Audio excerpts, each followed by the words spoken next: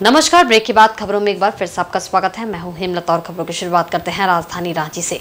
मुख्यमंत्री हेमंत सोरेन को प्रवर्तन निदेशालय द्वारा भेजे गए सम्मन के खिलाफ दायर याचिका पर बुधवार को झारखंड हाईकोर्ट में चीफ जस्टिस की बेंच ने सुनवाई की। सुनवाई अधूरी रही। अगली सुनवाई 13 अक्टूबर को निर्धारित है। प्रार्थी की ओर से ये बताया गया कि मुख्यमंत्री हेमंत सोरेन के खिलाफ किसी प्रकार का कोई आपराधिक मामला दर्ज नहीं है।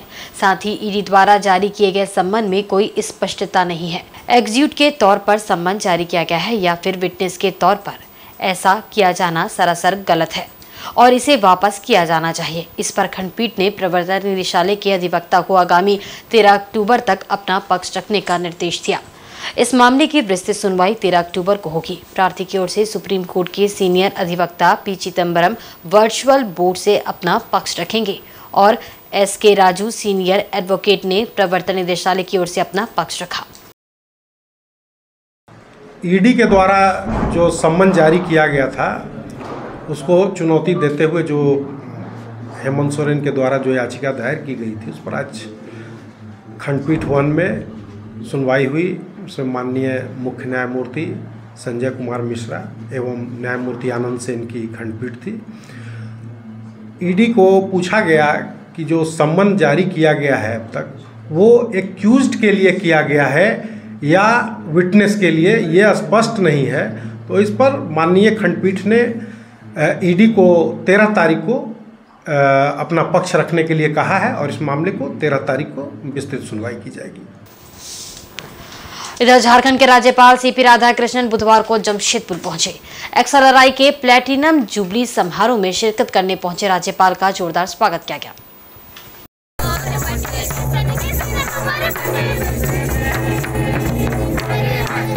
इस मौके पर राज्यपाल ने एक्सएलआरआई प्रबंधन के 75 वर्षों के सफर को ऐतिहासिक बताया और कहा कि यहाँ के छात्र देश ही नहीं दुनिया के हर क्षेत्र में अपना परचम लहरा रहे हैं। राज्यपाल सीपी राधाकृष्णन ने कहा कि जमशेदपुर के लिए गौरव की बात है कि टाटा स्टील के सहयोग से दुनिया का वेस्ट मैनेजमेंट संस्थान यहाँ संचालित हो रहा है। उन्होंने कहा कि यहाँ के छात्र न केवल बिजनेस मैनेजमेंट के क्षेत्र में लीडर की भूमिका में हैं बल्कि देश के साथ साथ दुनिया में अपनी अहम भूमिका निभा रहे हैं। साथ ही साथ उन्होंने संस्थान के प्रोफेसर एवं छात्रों को भविष्य की शुभकामनाएं दी। वहीं कार्यक्रम में टाटा स्टील के एमडी टीवी नरेंद्रन भी मौजूद रहे। संस्थान की ओर से राज्यपाल को मोमेंटो देकर सम्मानित किया गया। Just a transfer of knowledge. Just academic career you are coming out very outstandingly is not the success story of an individual. You must have the capacity to observe after going out what is the society, what is the expectation of the society, what is the need of the society, where he can shine, where he can excel the others.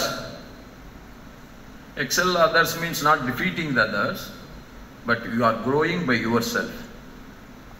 There are two types. People are always thinking, I want to defeat the other. No.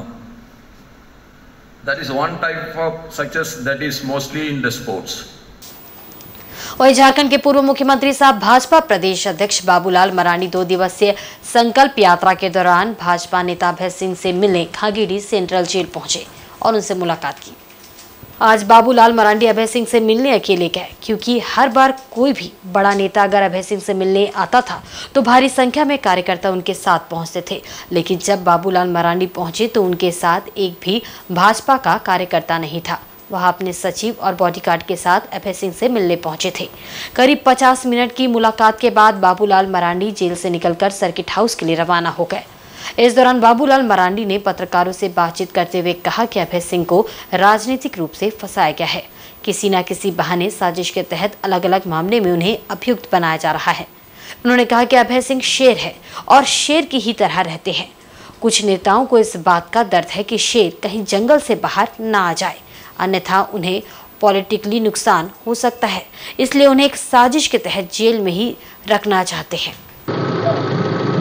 देखिए, मैं पहले भी आया हूं और अभय सिंह की जब गिरफ्तारी हुई थी उसके बाद पूरे कोल्हान प्रमंडल में आंदोलन हुआ था, धरना हुआ था। उस समय भी हम सभी जगहों पर गए थे और उस वक्त भी हम अभय सिंह से मिले थे और आज भी हम मिले। और मैंने पहले भी कहा कि अभय सिंह को जानबूझ करके सत्ता में जो लोग बैठे हुए लोगों ने फंसाया है। क्योंकि जिस घटना में अब कदमा का केस, जहां व्यक्ति उपस्थित ही नहीं और उनके ऊपर केस डाला गया, फिर मनगो का भी कब का केस क्या था, बाद में उसमें भी नाम डाला गया। तो ये बिल्कुल स्पष्ट है और मैं समझता हूँ कि जमशेदपुर के एक एक बच्चा को ये पता है कि अभय सिंह को फंसाया गया है और पॉलिटिकल वेंडिक्ट होकर के उनको फंसाया गया है। क्योंकि कईयों को लगता है कि राजनीति में शायद अभय सिंह बाहर आ जाएंगे या वो खड़े रहेंगे तो हम लोगों की राजनीति की दुकानें बंद हो जाएंगी। जब ऐसे जो लोगों को परेशानी होती है तो वो लोग फिर इसी प्रकार के हथकंडे अपनाते हैं। इस मुकदमा में लोगों को फंसाओ, जेल में डालो। लेकिन आज भी अभय सिंह से मिले कि भाई भले वो आज बोला जेल में बंद है, लेकिन शेर तो शेर ही होता है और शेर फिर जंगल फिर निकलेंगे तो फिर तो समाज के लिए जो काम करता है वो समाज जीवन में वो काम करता है, वो तो करते ही है। वहीं झारखंड क्रांति सेना और हिंदू मुस्लिम एकता मंच द्वारा उपायुक्त कार्यालय के समक्ष बुधवार को विरोध प्रदर्शन किया गया। वे लोग पूर्वी सिंहभूम जिले में चरमराई स्वास्थ्य व्यवस्था के खिलाफ उपायुक्त के माध्यम से राज्यपाल को ज्ञापन सौंपकर स्वास्थ्य मंत्री के इस्तीफे की मांग कर रहे थे। जिस तरह से पूरे जिले में डेंगू का प्रकोप बढ़ता जा रहा है, उसी तरह मरीजों की मौत का आंकड़ा भी बढ़ता जा रहा है और स्थिति भयावह होती जा रही है। सरकारी अस्पताल में मरीजों का इलाज नहीं हो पा रहा है। जिले की गरीब जनता इलाज के अभाव में दर दर भटक रही है। कोल्हान के सरकारी अस्पताल या फिर सदर अस्पताल में चिकित्सकों की कमी है, वार्ड बॉय की कमी, बेड की कमी, जीवन रक्षक दवा की कमी जैसी समस्याएं चरम पर है। शहर में डेंगू की रोकथाम के लिए कोई कड़ा कदम नहीं उठाया जा रहा है। प्रदर्शनकारियों का नेतृत्व कर रहे संजीव आचार्य ने कहा कि राज्य के स्वास्थ्य मंत्री को सिर्फ स्वार्थ सिद्ध करना आता है। राज्य की जनता मर रही है, उससे उनका कोई सरोकार नहीं है। उन्होंने कहा कि समस्याएं बढ़ती जा रही है, पर इन समस्याओं से वे अपने आप को दरकिनार कर रहे हैं। उन्होंने कहा कि ऐसे में राज्यपाल को ज्ञापन सौंपकर उनके इस्तीफे की मांग की जा रही है। आज हम लोग जेपी युवा छात्र संघर्ष मोर्चा एक सामाजिक क्रांतिकारी संगठन है, दूसरा हिंदू मुस्लिम एकता मंच के संयुक्त बैनर तले हम लोग ऐतिहासिक नेताजी सुभाष चंद्र मैदान आम बागान मैदान से हम लोग उपायुक्त कार्यालय तक अपनी आवाज़ों को बुलंद करने के लिए, जनता की जो जायज़ मांग है उसको बुलंद करने के लिए हम लोग जा रहे हैं और महामहिम राज्यपाल के नाम में ज्ञापन सौंपेंगे। हम लोगों का ये मांग है, जो स्वास्थ्य व्यवस्था है पूर्वी सिंहभूम के अंतर्गत जमशेदपुर खास तौर से, जिनके गृह जिला हमारे माननीय मंत्री जी हैं, पूरा ध्वस्त हो चुका है। पिछले 2 महीने के अंदर लगभग 2700-2800 लोगों की यहाँ मौत हो जाती है। इसमें छोटे छोटे बच्चे हैं जिसका जांच का भी आदेश ऊपर से दिया गया है। मैं कहना चाहता हूँ प्रेस मीडिया के माध्यम से, आप पूरे झारखंड के साथ साथ जमशेदपुर के विधायक हैं, यहाँ का स्वास्थ्य मंत्री हैं, गरीब लोग यहाँ तड़प रहे हैं। एमजीएम हॉस्पिटल का आप लोग हाल देखिए, सदर हॉस्पिटल का देखिए, टीएमएच का देखिए, जिस तरह से यहाँ का गरीब लोगों के साथ स्वास्थ्य के नाम पे मजाक किया जा रहा है। आप एमजीएम हॉस्पिटल को बंद कर दे या इसको ठीक से सुचारू रूप से करें, अन्यथा आपको कोई हक नहीं है जनता के साथ इस तरह का मजाक करने का। क्या हम लोग को घर पे हम लोग का अर्थी उठ रहा है और दूसरी तरफ आप परिवार को जेल भेजने का काम कर रहे हैं। मैं लड़ाई का पक्षधर नहीं हूँ, मैं चाहता हूँ कि स्वास्थ्य व्यवस्था जो है सुधरे। लोगों का अधिकार है अच्छा स्वास्थ्य पाने का। यहाँ लाखों करोड़ों रुपया यहाँ केंद्र सरकार और राज्य सरकार स्वास्थ्य के नाम पर आवंटन करता है। कहाँ है आपका? वहाँ पे एम्बुलेंस गाड़ी सड़ रहा है, एम्बुलेंस है नहीं। आपके पास रांची में सीएनसीएच में लगभग 200 से ज़्यादा गाड़ी सड़ रहा है, लगातार प्रेस मीडिया दिखाता है, लेकिन आप कुछ कर नहीं रहे हैं। यहाँ जनता के लिए स्ट्रेचर नहीं है, वार्ड बॉय नहीं है, क्या है यहाँ पे? आप मजाक चल रहा है कि एमजीएम हॉस्पिटल चल रहा है। मैं जमशेदपुर लोह नगरी से अपनी आवाज़ को बुलंद करता हूँ। अगर हमारी मांगों को नहीं माना जाता है तो हम लोग इस आंदोलन को और बड़े रूप पैमाने में करेंगे। इधर लोकनायक जयप्रकाश नारायण की जयंती के मौके पर जमशेदपुर के मानगो स्थित जेपी स्कूल में लोकनायक को श्रद्धांजलि दी गई, जहां मौजूद अतिथियों ने तमाम स्कूली छात्रों को लोकनायक के जीवन से प्रेरणा लेने की सीख दी। बता दें कि ये स्कूल लोकनायक जयप्रकाश नारायण के नाम पर ही स्थापित किया गया है। हर वर्ष उनकी जयंती समारोह को स्कूल प्रबंधन मनाता है। मौजूद अतिथियों ने इस दौरान लोकनायक के चित्र पर पुष्प अर्पित कर उन्हें श्रद्धांजलि दी। जेपी ट्रस्ट के सचिव अर्जुन शर्मा ने कहा कि जिस तरह लोकनायक जयप्रकाश नारायण ने अन्याय के खिलाफ आवाज बुलंद की थी और उनकी इस मुहिम में समस्त देश के युवा जुड़ गए थे, उसी तरह हमें भी हमेशा अन्याय और जुल्म के खिलाफ अपनी आवाज बुलंद करनी चाहिए। उन्होंने कहा कि लोकनायक जयप्रकाश नारायण की चाहत थी कि प्रत्येक बच्चों तक शिक्षा पहुंचे और इसी सोच को लेकर उन्होंने इस स्कूल की स्थापना की थी। आज काफी कम खर्च में ये छात्र शिक्षा ग्रहण करते हैं।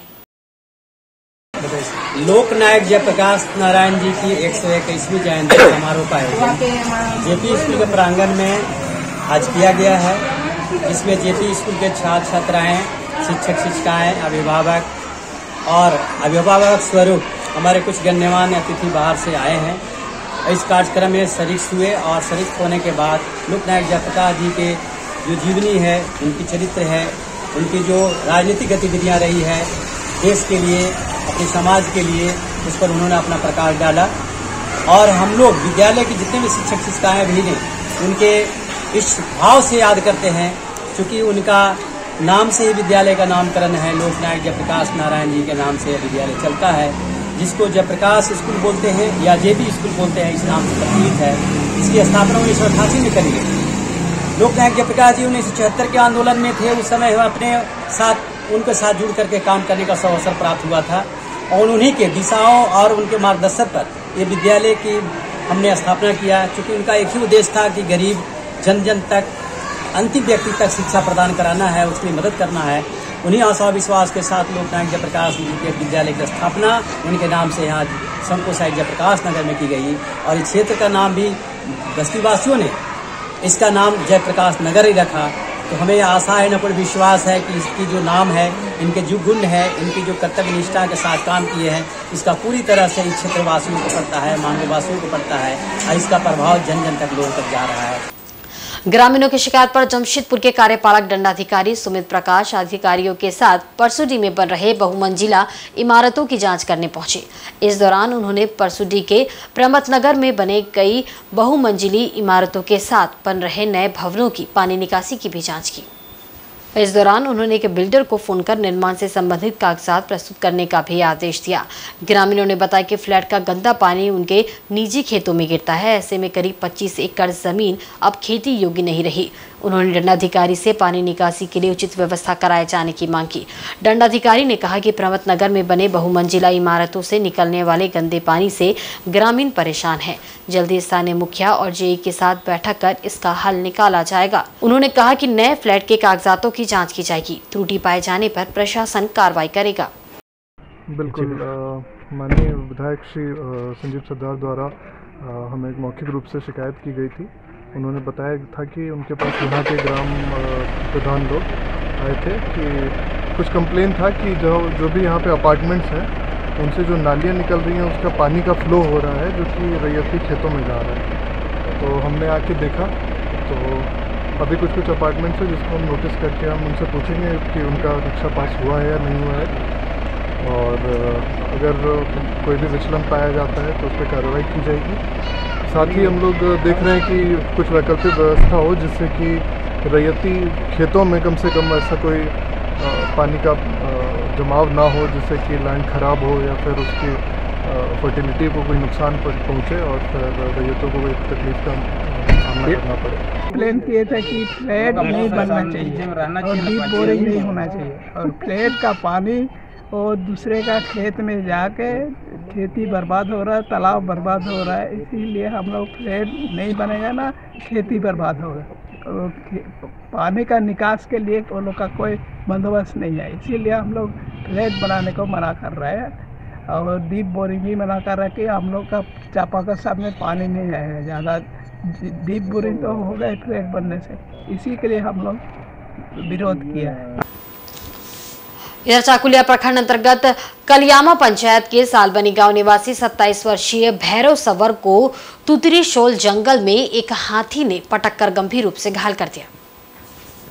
पूर्वी सिंहभूम जिले के चाकुलिया प्रखंड अंतर्गत कलियामा पंचायत के सालबनी गांव निवासी भैरव सबर बुधवार की सुबह मशरूम चुनने तुतरी शोल जंगल गया था। तभी जंगल की घनी झाड़ी में छुपा हाथी अचानक निकला और उस पर हमला कर दिया। हाथी ने उसे बुरी तरह पटक पटक कर जख्मी कर दिया। भैरव सबर का बायां पैर टूट गया है। घायल अवस्था में उसे ग्रामीणों ने उठाकर इलाज के लिए चाकुलिया सामुदायिक स्वास्थ्य केंद्र पहुंचाया। मौके पर वन विभाग के पदाधिकारी भी पहुंचे और घायल के बेहतर इलाज की व्यवस्था में जुट गए हैं।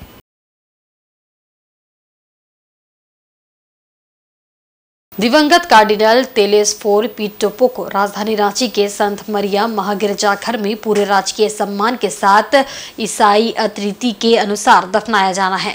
इसके पहले संत मरियम महागिरजा चर्च से लोयला मैदान तक उनकी शव यात्रा निकाली गई, जिसमें उनके हजारों अनुयायी शामिल हुए।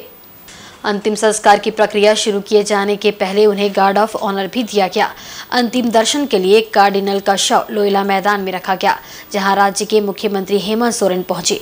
मुख्यमंत्री ने उन्हें श्रद्धा सुमन अर्पित कर नमन किया। इस मौके पर कई गणमान्य लोग भी मौजूद रहे। विशेष तौर पर क्रिश्चियनिटी समुदाय के विश्वासी महिला, पुरुष और बच्चे अपने धर्मगुरु के अंतिम दर्शन के लिए काफी संख्या में उपस्थित रहे। इससे पहले कार्डिनल तेलेस्फोर पीटोपो का पार्थिव शरीर बुधवार को लोगों के अंतिम दर्शन के लिए संत मरिया महागिरजा चर्च से लोयला मैदान लाया गया। शव यात्रा के साथ हजारों अनुयायी थे। दोपहर 2 बजे लोयला मैदान में मिस्सा का आयोजन किया गया। यहां दिन के 3 बजे तक विधि संस्कार हुआ। इससे पहले सुबह 6 से 12 बजे तक कार्डिनल टोपो का पार्थिव शरीर लोगों के अंतिम दर्शन के लिए रखा गया। चूंकि शव यात्रा में काफी भीड़ है, इसलिए अंतिम संस्कार में रात के 8 भी बज सकते हैं। मालूम हो कि कार्डिनल टोपो का देहांत 4 अक्टूबर को मांडर के लिवंस हॉस्पिटल में 84 साल की उम्र में ही हो गया था।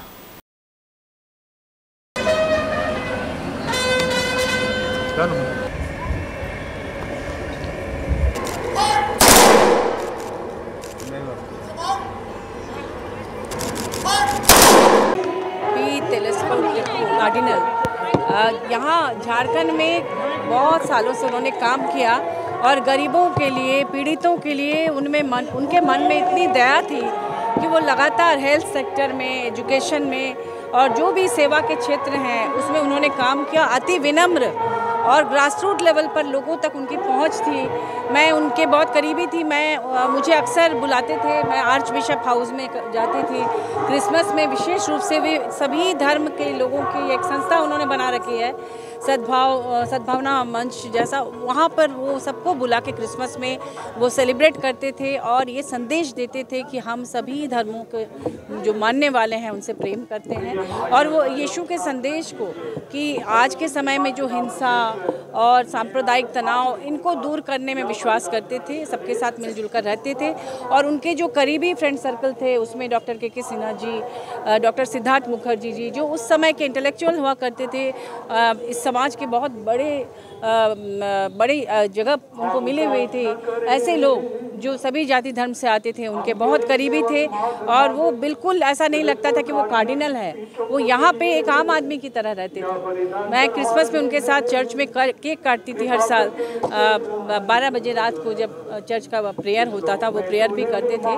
और मैं विमेंस कमीशन में थी उस समय भी। उन्होंने महिलाओं के लिए, चूँकि ट्रैफिकिंग की समस्या झारखंड में बहुत थी उस समय, डायन हत्या की समस्या थी, तो बहुत चिंतित रहते थे और चाहते थे हम सभी मिलकर कुछ ऐसा काम करें ताकि यहाँ महिलाओं को सम्मान मिले। महिलाओं के लिए भी उन्होंने बहुत कुछ किया और हम उनको याद करेंगे और वो हमेशा झारखंड में लोगों के दिलों में बसे रहेंगे। ये उनका आज अंतिम संस्कार है, लेकिन हमें ऐसा लगता है कि वो हम सबके बीच हैं और हमेशा रहेंगे। इधर चक्रधरपुर के केंदो पंचायत के देवगांव में ग्रामीणों ने श्रमदान कर गांव की मुख्य सड़क की मरम्मत का कार्य शुरू कर दिया है। ग्रामीण खुद मजदूर बन गए हैं और सड़क पर बने गड्ढों को ईंट के टुकड़े और डस्ट से भरना शुरू किया है। मालूम रहे कि कुछ दिन पहले ग्रामीणों ने बैठक कर ये निर्णय लिया था कि जब तक सरकार और प्रशासन उनकी बदहाल सड़क को बनाने का कार्य शुरू नहीं करते तब तक वे अपनी सड़क का खुद से मरम्मत करेंगे। न सिर्फ ग्रामीण श्रमदान कर अपने गांव की मुख्य सड़क की मरम्मत कर रहे हैं, बल्कि सड़क की मरम्मत के लिए जो भी चीजें लग रही है उसकी खरीदारी के लिए आर्थिक मदद भी ग्रामीण खुद से कर रहे हैं। गांव के लोग, पंचायत प्रतिनिधि, बुद्धिजीवी वर्ग मिलकर चंदा इकट्ठा कर सामग्री को खरीद कर सड़क के गड्ढों को भर रहे हैं। ग्रामीणों ने हैरानी जताई कि उनके गांव की मुख्य सड़क की स्थिति खराब है, लेकिन इसकी मरम्मत और इसके स्थान पर नई सड़क बनाने के लिए किसी जनप्रतिनिधि ने पहल नहीं की और न ही कोई उनकी समस्या सुनने गाँव पहुँचा। देवगांव के ग्रामीणों ने जनप्रतिनिधियों से नाराज होकर रोड नहीं तो वोट नहीं का संकल्प ले लिया है। गांव वालों का कहना है कि चुनाव के वक्त नेता आते हैं और ठग कर चले जाते हैं, उनकी सड़क और खराब हो जाती है। 5 साल तक कोई झांकने तक नहीं आता है, इसलिए इस बार रोड नहीं तो वोट नहीं का संकल्प गांव वाले ले रहे हैं। ग्रामीणों ने बताया कि शहर से जोड़ने वाली देवगांव की इस मुख्य सड़क का निर्माण 20 साल पहले हुआ था। बीच में 2 बार मरम्मत भी किया गया। ये रोड मरम्मत अपने से हम लोग कर रहे हैं। गांव के लोग माने जितना भी सेवा कर रहे हैं, कोई लेबर नहीं लगा है। हम लोग अपना इच्छा से हम लोग ये कर रहे हैं। इसमें कुछ लोग हम लोग को काफ़ी सहयोग किए हैं, जैसे जय जगन्नाथ प्रधान जी और कुछ भाई लोग डस्ट वगैरह के लिए कुछ फंड दिए हैं। और कार सेवा जो है अपना जो हम यहाँ के वर्क का हिसाब से हम लोग अपने मजदूरी काम कर रहे हैं जी। परेशानी काफ़ी है, यहाँ हज़ारों बच्चों डेली आना जाना करते हैं और कम से कम 50 से 100 आसपास में जितना भी गांव के लोग हैं, काफ़ी संख्या में लाखों लोग यातायात करते हैं।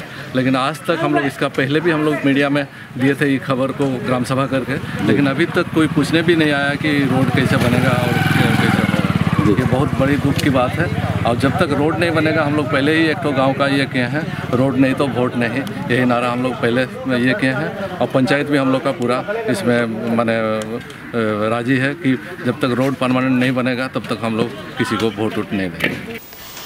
वहीं साउथ ईस्टर्न रेलवे के जीएम अमित मिश्रा ने घाटशिला से लेकर टाटानगर तक बुधवार को 3rd लाइन का निरीक्षण किया। इस दौरान उन्होंने बताया कि अगले साल जून तक खड़गपुर से लेकर आदित्यपुर तक 3rd लाइन पूरी तरह शुरू हो जाएगा। घाटशिला से लेकर टाटानगर रेलवे स्टेशन, खासकर आदित्यपुर और टाटानगर यार्ड समेत 3rd लाइन का रेल जीएम अमित मिश्रा ने निरीक्षण किया। उनके साथ सीकेपी डिवीजन के डीआरएम अरुण जे राठौड़ भी मौजूद थे। नवंबर तक 30 किलोमीटर 3rd लाइन का कार्य पूरा हो जाएगा। उन्होंने उम्मीद जताई कि 2024 जून महीने तक खड़गपुर से लेकर आदित्यपुर और फिर झारसुगड़ा तक 3rd लाइन का कार्य पूर्ण हो जाएगा। इसकी जानकारी देते हुए रेल जीएम अमित मिश्रा ने कहा कि टाटानगर रेलवे स्टेशन के लिए रीडेवलपमेंट कार्य में तेजी लाई जाएगी। नवंबर तक डीपीआर तैयार कर बोर्ड को भेज दिया जाएगा, जिसकी लागत 400 करोड़ से 450 करोड़ तक है। उन्होंने कहा कि वंदे भारत ट्रेन का परिचालन रेल मंत्रालय के दिशा निर्देश पर ही हो रहा है। फिलहाल घाटशिला से लेकर टाटानगर स्टेशन तक 3rd लाइन का निरीक्षण कर आवश्यक दिशा निर्देश संबंधित पदाधिकारी को दिया गया है।